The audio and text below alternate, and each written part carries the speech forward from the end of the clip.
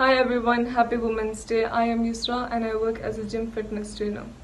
I'm here to share few of my thoughts on how I think a woman can have a future in this industry. Now from my experience, I have always been a gym freak and I have always wanted to become a gym fitness trainer as a female. But in India, in our society and our families, we are not somewhat supported enough to become a gym fitness trainer. Because whenever we mention gym, people automatically get the image of those huge big muscular bodybuilders and they think that we female will become just like them. But in fact, that's not the reality. Women cannot become that huge bodybuilders naturally unless you are taking any kind of steroids or any kind of drugs. So what I mean is, nothing should stop a woman from becoming a gym fitness trainer or have a career in this field. Because there is a huge difference in becoming a bodybuilder and becoming a gym fitness trainer.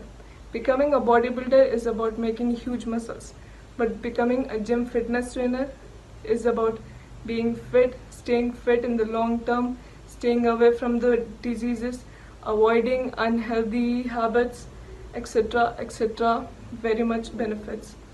So somehow I managed to convince my parents after hearing no and many reasons and many excuses.